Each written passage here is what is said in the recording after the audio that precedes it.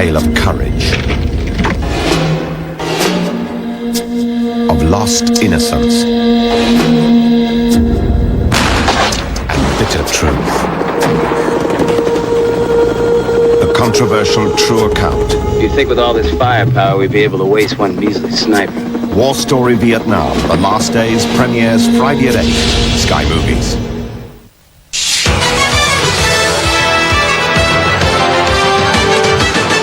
From the Sky Satellite Network, this is Sky Sports.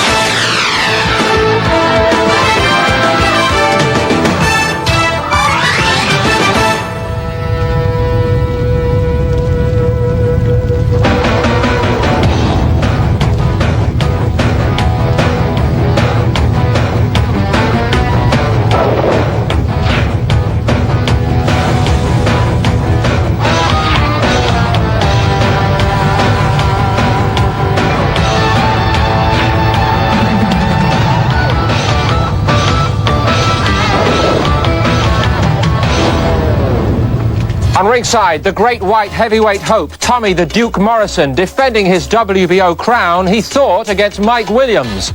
Instead, it turned out to be this man, Tim Tomaszek, getting a chance any fighter would dream of. Later, one of the fiercest men ever to step into the ring, Iran the Blade Barkley, three-time world champion, hungry for more. And what goes through the mind of a young man like Ed Dino Stewart, faced with someone who's learned it all the hard way? We'll also be looking at some bright young prospects here on ringside, tonight in the company of the former IBF World Cruiserweight Champion Glenn McCrory and Frank Maloney, manager of the WBC World Heavyweight Champion Lennox Lewis. Lots for both the lads to get their teeth into in just a moment, but we start tonight with some extremely sad news, a great and premature loss to the world of boxing. Najib Daho, a British and Commonwealth champion who also fought for a world title, killed in a car crash last weekend in his native Morocco at the premature age of 34. Najib was a pro's pro. He neither gave nor asked any quarter in the ring through 60 professional contests and 14 years in the toughest game of all. He featured in two memorable scraps with Pat Cowdell at British level. He also fought for the IBF lightweight world crown and the Commonwealth lightweight title, which he held till 1991. Our deep condolences tonight to his family. Now to our main event on ringside. Tommy the Duke Morrison was expecting to make a first defence of the WBO world crown against Mike Williams. These two once met in a ring scene in Rocky V, the movie. But the events at Kansas City at the weekend stretched the imagination a little too far. It could almost have been comedy if it wasn't quite so serious for the WBO. All week, Williams had been making noises that he was very unhappy about this fight, and he allegedly asked for more money at the last minute. Officially, the word is that he refused to take a drugs test, and he steadfastly refused to go into the ring. But even his own manager, Bob Jordan, has accused Williams of being scared. Matchmaker Bruce Trampler picked out a journeyman pro called Tim Tomaszek, who just happened to be sitting at ringside. Suddenly, the WBO sanctioned him as an opponent for Morrison, and the fight was on. We'll see the action in a moment, but Frank Maloney was out there, and Frank, you witnessed it. What did you make of all that? I think it was the biggest fiasco I've ever seen in boxing. Just crazy. 1 minute we announced that Morrison's not fighting. I'm leaving the arena, and then I'm called back, and we're told that he's fighting someone that they've dug out of the audience, that was sitting in the audience. Was there any indication to you before the fight that Williams was really not interested in going into the ring? Williams' promoter told me they had problems getting into Kansas City, but they got him in on Wednesday, and everyone seemed quite happy that he was in. He was in the same hotel as myself, and that he weighed in, and that he'd left to go to the arena. So everyone was quite confident that Williams was going to fight at this stage. Glenn, I know you haven't seen it. In fact, we're going to take a look at the action in a few minutes' time, but this is an awful blow to the prestige of the WBO, isn't it? Terrible. At a very bad time for them when they're getting called names from all angles. But I think it was their own fault. They shouldn't really have sanctioned the fight. It was, I mean, nobody can help if the opponent pulls out. That's happened before, and no doubt will happen again. But them just picking somebody out, I mean, whatever, getting another fighter, another heavyweight, to then step in and say, and then sanction it for a world title it's a joke, really. We thought it was only fair, incidentally, to get the WBO version of events, and we have received this statement today from Mark Schechner. He's the WBO Executive Secretary, and this is what he's been saying. The supervisor in charge of the fight was, from a technical standpoint, not authorized to sanction the contest as a world title fight, since with other than a top 10 ranked contender, that's properly the function of the championship committee via recommendation to the executive board. That's the procedure required for an exception to the rules permitting a non-ranked fighter to fight for the title.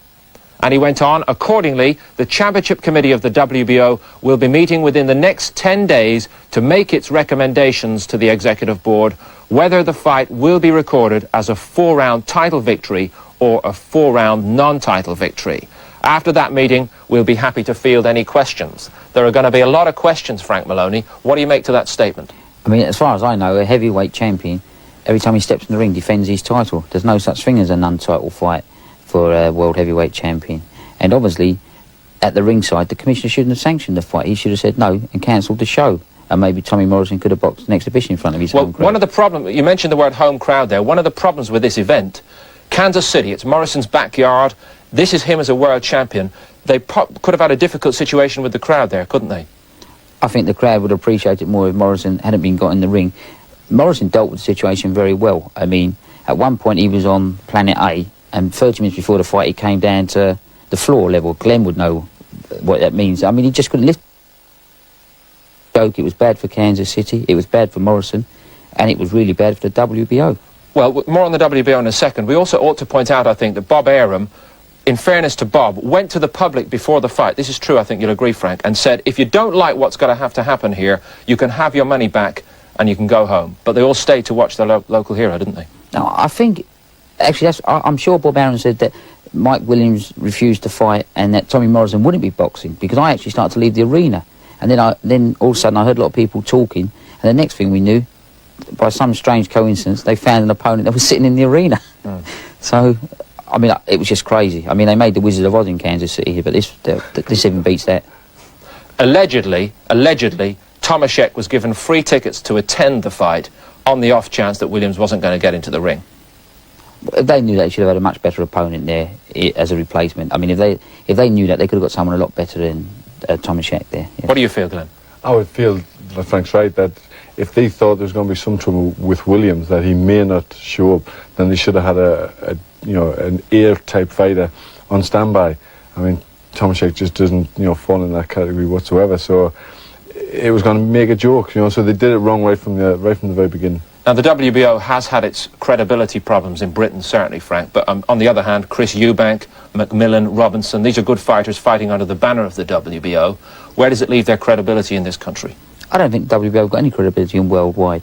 I mean, they're not recognised in America. I mean, the only thing that made the heavyweight scene good, it was George Foreman was fighting. Other than that, I mean, who would consider the WBO world champion? Previously, it was Ray Mercer, and he gave up the fight. They hope that Tommy the Duke is going to do the same thing for them in the future. Let's see the action such as it was from Kansas City. Tommy the Duke Morrison, believing he was about to make a first defence of his world crown, the crown he won by beating George Foreman, and coming out of the opposite corner, Tim Tomaszek, 28 years of age. He once beat Morrison's elder brother Tim, incidentally. 34 wins in a 44-fight pro career. This is his biggest test by a long, long way. Our commentator is Dave Stewart. That's the belt that earned Tommy Morrison. Get to the finals, earn a paycheck, come home, present it to his parents so they could eat them. In association with the undisputed, undefeated King of Beers, Budweiser. Proud to be your bud. Present the featured bout of the evening. Jimmy.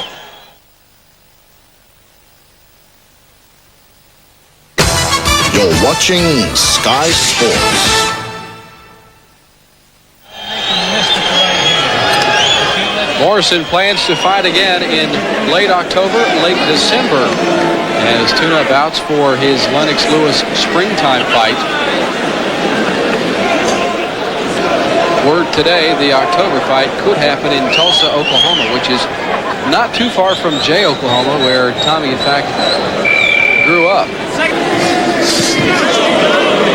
Tommy with a good combination. Tomaszek is phased, and there's the left hand, and the ropes kept him up. Morrison with another one. A right misses, but Tomaszek knows if he gets the defensive guard down, he will be in trouble. Inside a minute to go. Round number 4. Tommy Morrison, Tim Tomaszek from Green Bay, Wisconsin. Morrison, a hometown boy, defending his title here for the first time. The unification bout is something Tommy wants to be a part of. He will fight Lennox Lewis, barring something bad happening between now and March, at fight in Las Vegas, Nevada. And Tommy scores with the left hand. And he scores with the left hand. And Tomaszek is down. Tomaszek is down and quickly gets back up. But he discovered the power and quickness of Tommy Morrison. Denny Campbell gives him a look, brings him back together, and Tommy could end it any time. Morrison, who has not been hurt throughout this fight, but he will go to round 5, and Tomaszek may have been confused going to Tommy's round to his corner. Then does a U-turn and goes back the other way. He is gifted. At times, he is extremely focused, and look at the power. Tomaszek was in trouble. Tommy scored at will. The combination, left and right, back to the left, which put him down. And Morrison is as good with that left jab as anybody. Fighting today. In the past, his problem was delivering a blow, then admiring it, not going for the knockout. That time, Tommy, with a barrage of punches to put Tomaszek down on the count, down on the canvas. And clearly, in the best interest of everyone here, the fight was stopped as we go to the ring announcer, Michael Buffalo, who makes it official. At the end of the 4th round, the winner by TKO, retaining his WBO title, still heavyweight champion from Kansas City, Tommy, the Duke Morrison. Well, a sort of a hometown success, I guess we could call it. But what did you make of it, Glenn McCrory? Well, I think you couldn't really blame the fighters. Obviously, they're just in there. The fight shouldn't have took place in the first. I think we all agree about that. But at least they try to make a fight of it. It must be obviously very hard for Morrison, who's built up for a big fight and then's got to have an opponent like that. So that's a big letdown. And obviously, it's trying to psych yourself for that type of opponent. It makes it difficult. Tomaszek went in there the very last minute and tried to make a fight of it. And he looked generally disappointed and upset at being pulled out. I think he was enjoying it. You know, and his pride was at stake, and he had a go. You know, again, we can't say it was any problem for Morrison. I think he finished it when he wanted to, but we can't really blame them. You got a wet suit out of all that, didn't you? You got soaked, Frank Maloney, at ringside. Yeah, paper cups, ice, water and beer was slung. It was crazy. I mean, the loser on the night was boxing overall. It was just very bad for boxing. So we've got to try and put it behind us and hope that Morrison can go on to restore some credibility now with his performances, which are in line to take him into a meeting with Lennox Lewis. Yeah. What's the latest on that first? Well, we've got contract signed to fight Morrison on March the 5th at the opening of the MGM Grand, the new hotel. They were actually there at the fight, and let me tell you, they were very disappointed. I mean, it done nothing for their markability of the Lewis versus Morrison. You want to make that in Vegas, is that right? Yes, the fight is made for Vegas. But, you know, they were very disappointed, the directors of the MGM Grand. I think they had a meeting with Morrison's managers and Bob Arum straight after the fight. But as Glenn suggested, Morrison can only get rid of the guy put in front of him, and he did that. What do you make of him as a fighter and a potential opponent for your man? Well, I think he's a good opponent for Lennox Lewis, but I mean, he should have got rid of the guy in the first round. You know, I believe he carried the guy, was what we were told from his dressing room, but he shouldn't have done it. He should have taken him out in the first round and just ended everyone's misery. It's understandable, though, for a hometown crowd and all that he's going to give him a bit of a show, isn't it? Yeah, but it wasn't even a show, was it? I mean, it was just pitter-patter until he decided to open up, and that was it. And no one, you know, the crowd, they paid like $200 a seat in there. I mean, no wonder they were disappointed and started throwing things at people. There is another reason that you're here, of course. We're now just about 4 weeks away from possibly the biggest fight ever staged in Britain, Lewis versus Bruno. How is Lennox? Yeah, he's in great shape. I was with him on Sunday at training camp before going down to the Morrison fight. He's fantastic. If Frank Bruno's watching this and he thinks Lennox is underestimating him, he's not, you know. Lennox is focused. I've never seen him focused before. One thing about Frank, though, can I put this to you? I personally suspect that you're deliberately underestimating Bruno's record. The fact is, Frank, he's been in against Witherspoon and Tyson, and it wasn't quite a peak Tyson, but it was still a good Tyson, and fought for the world crown twice. You could run the risk of underestimating him, couldn't you? We're not underestimating him. He fought Tim Witherspoon. who wasn't 100% fit. And Frank put up a great show. But as soon as Frank gets hit on the chin, his whole body goes to pieces. And, you know, Lennox Lewis will not only hit him on the chin, he will plaster him with them jabs. And Frank has to start worrying. When he gets hit, he's going to be worried about the jab landing in his eye. He's going to think of Gary Mason. It's all going to come flashing back to him. And, you know, the question has to be asked with Frank Bruno is, when it gets very hot in there, can he stand the heat? I don't think he can. How are the ticket sales going? They're going very well, and quite to what everyone's been spreading rumours about the fight. The tickets are actually printed, they're on sale, and people should be receiving their tickets this week. And the fight will definitely happen at Cardiff on October the 1st. As you probably know, Lewis Bruno is live on Sky Sports also, since Frank didn't mention that. But if you are interested in being there, we will be in a position to help you. Coach services are available departing from a total of 120 destinations all over the country. You can find out more information by calling this number, 0487 843333, or see Skytext, page 336. Just make a note of the number, 0487 843 333, and it will probably end up being a lot easier to get there to Cardiff than you may have feared.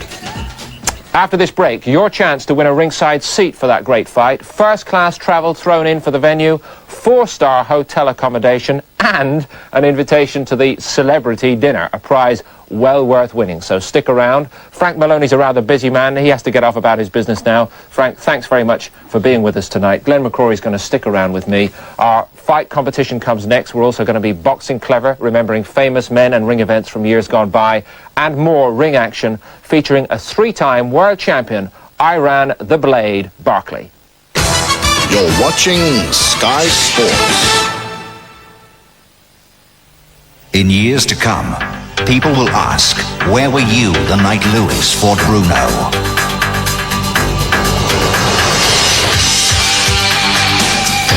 Lennox Lewis, WBC heavyweight champion of the world.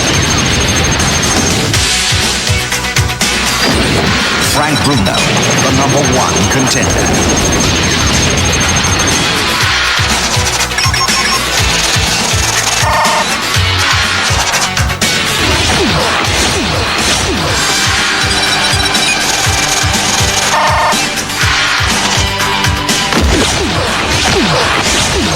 On October the 1st, the time for talking will be over. The question must be answered.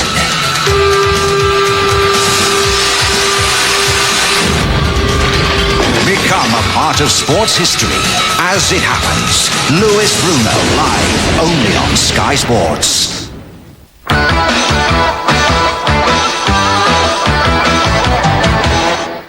Lots still to come on Ringside in the company of my guest, Glenn McCrory, the former IBF World Cruiserweight Champion. Your chance to win a fabulous package, including a ticket for the Lewis Bruno fight, coming in just a moment. But first, let's salute heroes of years gone by in our first Box Clever.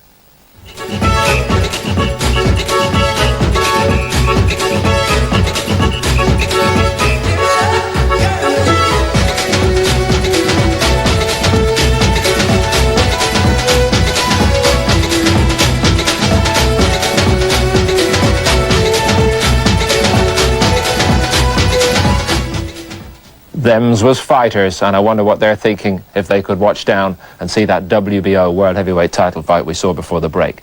Now they're your chance to win a trip to see the great event of this year, or indeed many other years, the WBC World Heavyweight title showdown between Lennox Lewis and Frank Bruno. A ringside ticket and a fabulous accommodation package can be yours if you can answer this question. Lewis and Bruno have both been the European Heavyweight champion, but who did they beat? Again, the opponents. Who were they as Lewis and Bruno lifted the European crown? Answers in by 15th of September, please, to this address. It's Sky Sports, PO Box 6, Grant Way, Isleworth, Middlesex, TW7 5QQ. Once again, PO Box 6, Grant Way, Isleworth, Middlesex, TW7 5QQ. By September the 15th, please. And as runner-up prizes, we will be offering gloves signed by Lennox Lewis himself. Good luck to you. Now for somebody who knows all about winning world titles, Iran the Blade Barkley, formerly a champion at 3 weights at world level. And Glenn McCrory, we just keep wondering why he keeps coming back for more. An extraordinary record, hasn't he? That's right. I think he's a guy who just loves fighting, a ferocious character who's been involved in some great fights. Remember the one with Duran, a very tough fight, the fights with Hearns. He's been around a long time, but always been in some great fights. He's also managed to defy all logic. Remember him coming back late in his career to become IBF super middleweight world champion against Darren Van Horn. He's surprised us so often, hasn't he? That's right, and also he's got problems with his eyes, you know, so what makes a man still want to go in? You know, I just think he loves to fight. He's a ferocious guy, and I think if he wasn't in the ring, he'd be prowling around the way he does somewhere else. So I think it's safer having him in the ring. He's certainly taken some punishment as well. Nigel Benn dispensed with him in 1 round. That's right. He's had his ups and his downs, but you know, basically he's a good, strong fighter who will give his best all the time. You'd identify with the weight problems that he obviously has to live with, adding and shedding weight to fight at your old weight, cruiserweight. That's right. He's up at cruiserweight now. I think he's probably going up a little bit too far, but he'll always give you know, a good deal of the fights trouble because he's very fast and he does have immense power. So even in the cruiserweights, he could still trouble, you know, a good deal of the fighters. Let's see how Iran the Blade does get on at cruiserweight now. The big question, can Barkley possibly cope with the big hitters in the top weight divisions? He may well be 33, but the appetite, as Glenn suggests, shows no sign of dulling so far. Here he is up against a tough man who's mainly fought at light heavyweight, Ed Dino Stewart. British fight fans may well remember that he fought Henry Wharton and gave him a very tough time back in 1990. Let's get to the action. Dave Stewart's our commentator. Fighting out of the red corner, wearing the red, white, and blue stars and stripes, weighing in at 191 1/2 pounds, fighting out of Muncie, Indiana.